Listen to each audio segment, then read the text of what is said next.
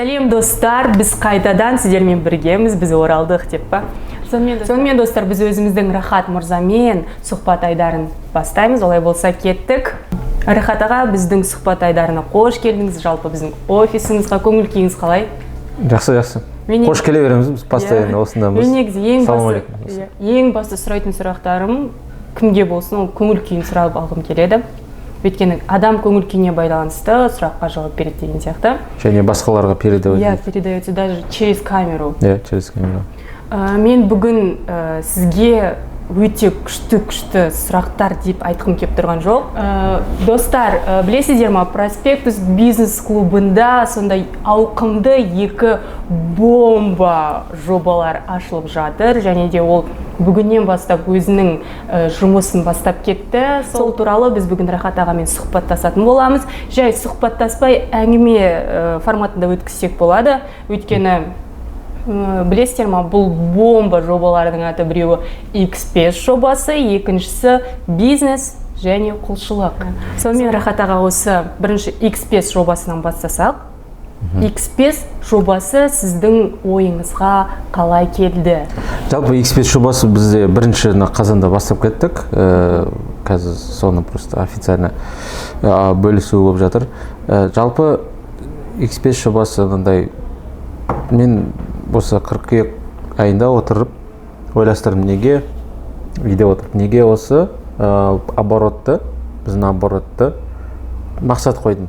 Осы қазан, қараша, желтоқсанға 3 айға біздің өзіміздің бизнестеріміздің оборотын 5 есе арттырамын, Құдай қаласа деп мақсат қойдым. 5 есе, то есть айлық оборотты, айлық табысты деген бір прям чувство, эмоция келді и идея.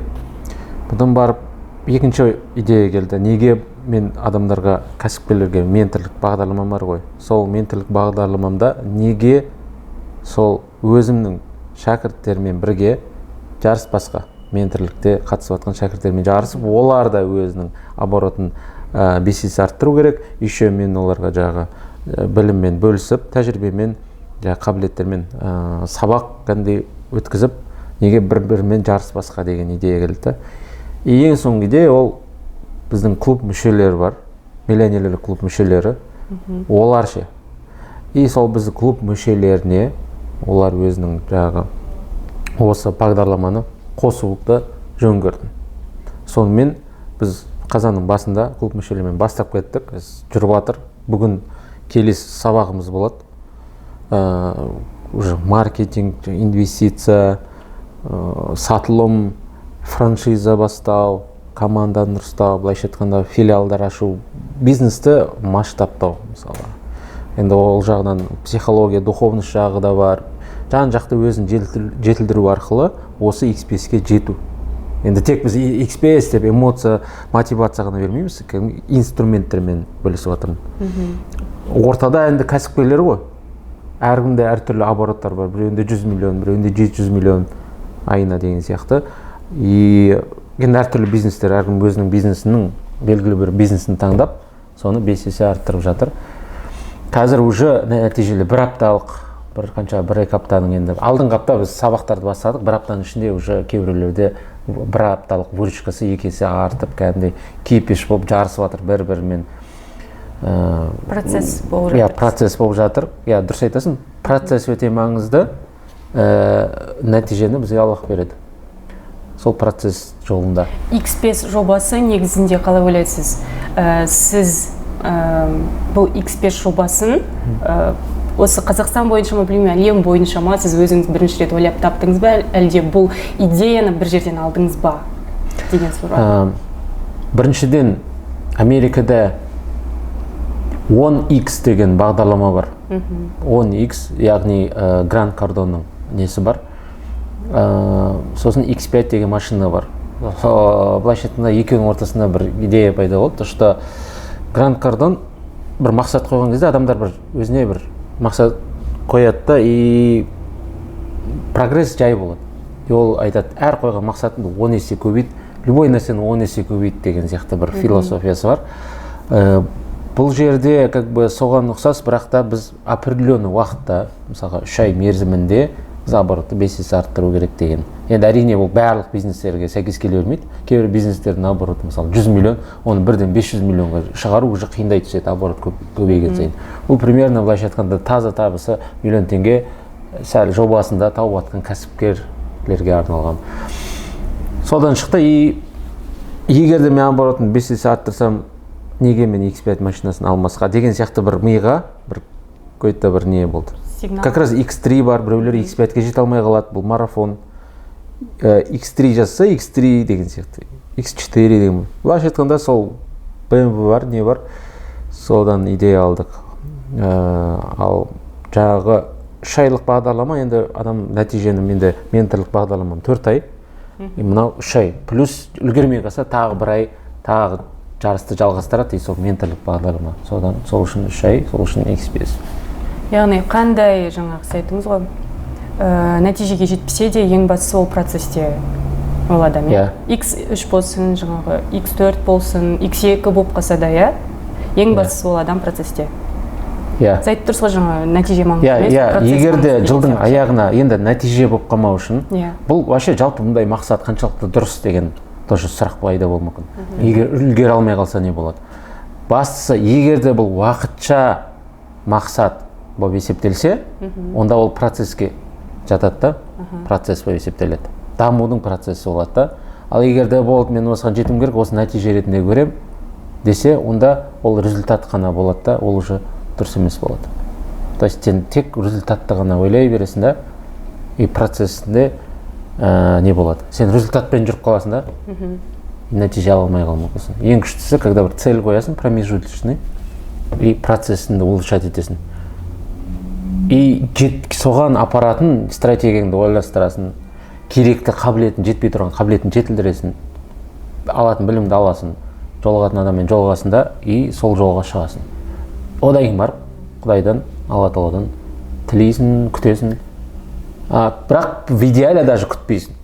Ол өзі біледі, бере ма, бермей ма. Біздің міндетіміз, короче, әрекетті жасау, процессті жасау. Нәтиже Алла Тағаладан. Біз оған араласпаймыз. Өте жақсы. Сонымен достар, өздеріңіз көріп отырсыздар, тыңдап отырсыздар X5 жобасының қандай ауқымды бомба жоба екенін. Сондықтан да егер сіздер біздің болашақ миллионерлер клубының мүшесі болам десеңіздер, біздің видеоның астына төменге аты жөндеріңізді, номерлеріңізді қалдырып кетсеңіздер болады. Біздің менеджерлер сіздерге міндетті түрде хабарласады. Екінші менде сұрақ туындап отыр. Яғни айтып кеттік қой, жаңа екінші бомба жобалардың бірі бұл бизнес және де құлшылық. Қарап отырсаңыз, Рахат аға, бизнес деген сөзді көп адам түсінуі мүмкін, да, даже кішкентай балаға дейін түсінуі мүмкін. Құлшылықты мен түсінемін, сіз түсінесіз, бірақ көбісі түсіне бермейді. Осы жобаңыз туралы анығырақ ашып айтып кетсеңіз, біздің көрермендерге түсінікті болу үшін. Өйткені көбісінде неге бизнес және құлшылық деген сұрақ туындауы мүмкін да? Жалпы қазір бизнес және құлшылық, байлық және құлшылық деген форматта өткізіп жатырмыз. Жаңа жобалардың біреуі, біз осы күнге дейін бизнес, инвестиция жайлы көп бөлістік.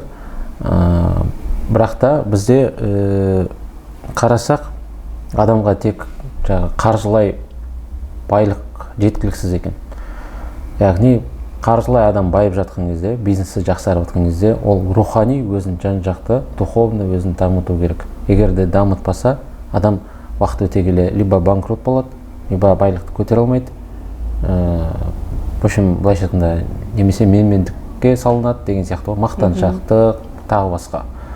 Жұлдыз ауруымен ауыру мүмкін. Былайша айтқанда, адамның басты мақсаты, бәріміз білеміз, тек бұл дүниеге біз тек бизнес жасау үшін, баю үшін келген жоқпыз ғой. Өзіміздің миссиямыз бар, бұл біздің былайша айтқанда құлшылықтарымыз, күнделікті жасап жатқан пайдалы істеріміз. Мысалға, бай бола отыра, бизнес жасай отыра, адам қайырымдылықпен айналысу керек. Мысалға, өзінің байлығымен бөлісу деген сияқты. Және де кез келген әрекетті жалпы вообще кім үшін жасау деген мәселе ғой.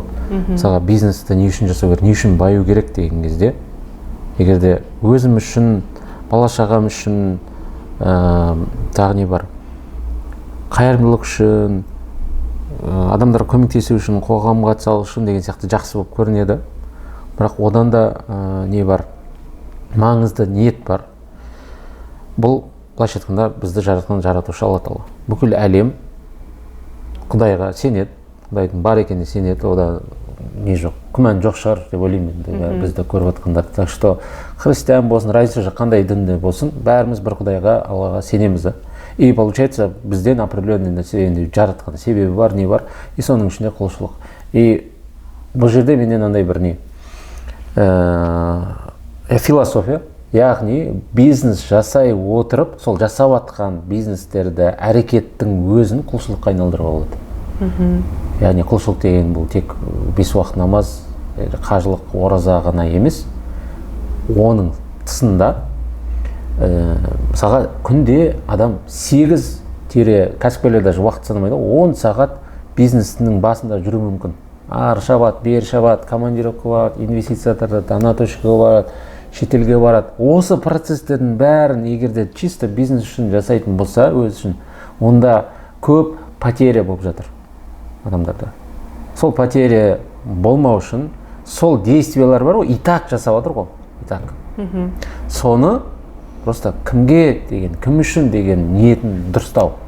Яғни кез келген әрекетті былайша айтқанда тек өзім үшін, ақша табу үшін емес, біз уже тек ақша табу үшін жасасақ бизнесті, онда біз ақшаның құлы болып кетуіміз мүмкін.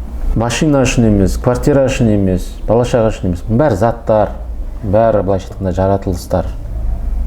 В идеале, короче, мен қысқаша айтайын енді, былай бүйтіп айналдырып, короче, Алла үшін жасауымыз керек бәрі. Алла ризалығы үшін жасауымыз керек, любой нәрсе.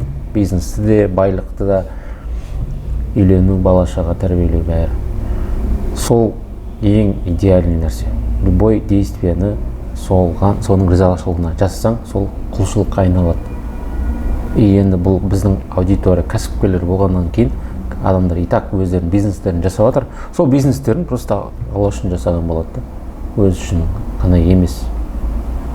Сол кезде адам любой нәрсесі құлшылыққа айналады. Сол үшін бізде байлық және құлшылық, бизнес және құлшылық. Екеуін байланыстыра білу керек. Мен базардамын, мен үлгере алмай жатырмын дейтіндер көп. Уақытым тығыз, мен кейін көре жатармыз деген сияқты вопрос көп. Мен өзім жалпы Дінмұхамед Қонаев атында мешітте әкем Дәулет қажы кезінде өз үйімізді мешітке берген. Дінмұхамед Қонаев атында мешіт ашылған. Мен сол жерде, былайша айтқанда, мешітте жүріп имамдардан үйреніп, мен азаншы болдым. Белгілі уақыт жоқта істедім да, сондықтан да кейбіреулер дұрыс түсінбеуі мүмкін. Яғни бұл бизнес саласында жүріп, бұл құлшылық жайлы қаяқтан естігенін қайдан біледі ол? Қандай несі бар? Білім бар ма, жоқ па деген сияқты постоянно сұрау мүмкін. Сезіктену де мүмкін, иә, ол неге мен сені тыңдауым керек деген, сен қайдан білесің оны? Может, сен қуатқан шығарсың. Просто 6 жыл мешітте очный, заочный 6 жыл азаншы болып істедік. Сондай духовный жағынан да білімдер бар. Енді біз бірге алып жүрміз керек, мұсылман болғаннан кейін практикующий мұсылман болуымыз керек та. И сондықтан да мен сондай шешімге келдім, то что тек бизнесті үйрете бермей, жақсы ол бизнес деген, кәсіпкерлер налог төлейді, өзі бай болады. Ахмет Байтұрсынұлы айтпақшы, бай болғың келсе кәсіп аш дегендей. Біз өзімізді, Аллахымызды, тануымызды ұмытпауымыз керек бизнес жасай отырып. Бәрін байланыстыра отырып, интегрированный бәрін үлгеруіміз керек. Өйткені бір-ақ рет өмір беріледі, болды. Мәселе осы да. Негізінде бұл мен үшін, сіз бизнес және құлшылық деген атаудың өзі мен үшін үлкен әсер етті.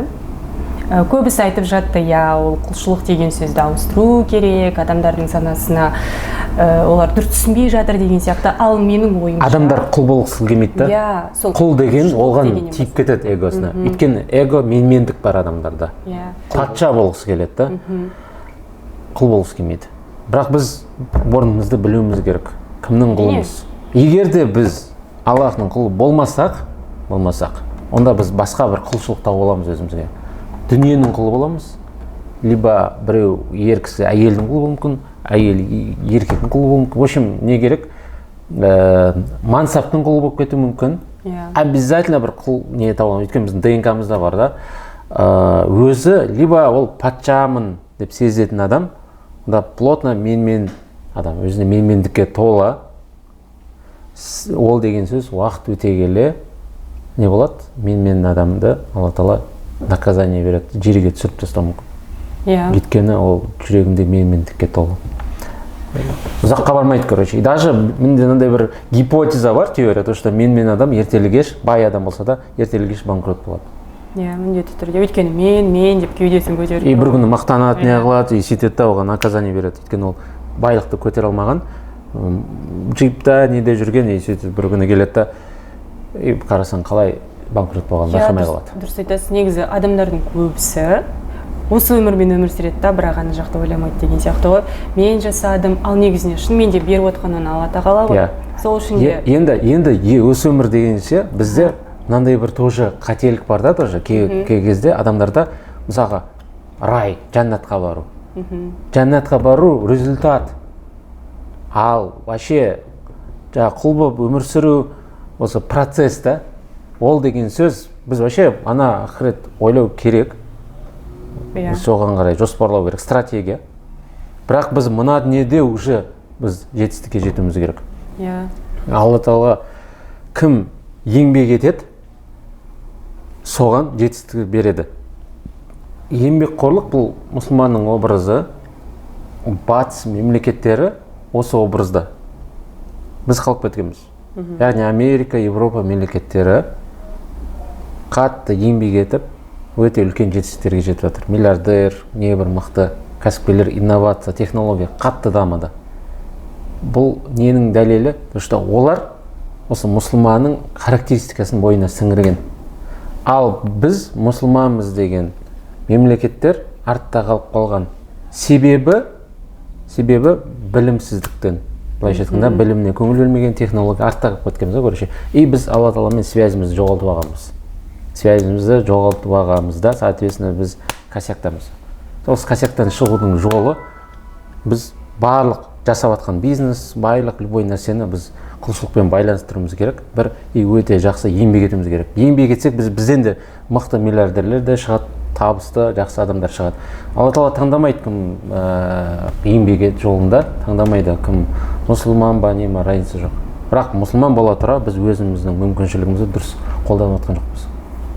Әрине, мен негізі өте қуаныштымын осындай жоба шығып жатырғанына, және де оны басқа емес біздің проспектус бизнес клубының жетекшісі Рахат мырзаның шығып жатқанына. Өйткені дұрыс айтасыз, ол жаңағы айтып жатырсыз ғой, құлшылық, бизнес бәрін адамның санасына, мысалы сіз сіңдірмесеңіз кім сіңдіреді? Себепші боламыз. Себепші боласыз да сіңдіруге. Сол үшін сізге Алла разы болсын. Осы жоба тек қана Шымкентте емес, бүкіл Қазақстанда, бүкіл мұсылман елдеріне тарауына мен шын жүректен тілектеспін. Өйткені тұрарлықтай жоба. Сол үшін Рахат ағам, мен сізге және де біздің өзіміздің командаға, Проспектус бизнес клубына тек қана сәттіліктер тілеймін. Қазіргі деңгейімізден Құдай қаласа осы процесстер арқылы нәтижеге жететін боламыз, белгілі бұйыртса. Сол үшін де нәтиже маңызды емес бұл жерде. Маңыздысы процесс. Нәтижені ала береді. Біз оны ойламаймыз. Болды. Біздің міндетіміз жасау. Сол үшін біз әрдайым процесте болуымыз керек. Әрдайым процесте. Сонымен достар, X5 жобасы және бизнес және құлшылық жобалары, басында айтып кеткендей бомба жобалар деп, сіздер өздеріңіз көріп отырсыздар, тыңдап отырсыздар, барлықтарыңыз түсінді деген ойдамын. Бізде осындай бомба жобалардың бар екендігіне мен өте қуаныштымын. Алда көптеген жұмыстар бізді күтіп тұр. Сол үшін де бізге тек қана сәттілік, ал сіздерге айтарым, біздің каналға әдеттегідей лайк басып, өздеріңіздің пікірлеріңізді қалдырып кетіңіздер. Егер сіздер біздің каналға жазылмаған болсаңыздар, міндетті түрде жазылыңыздар. Сонымен келесі кездескенше сау болыңыздар.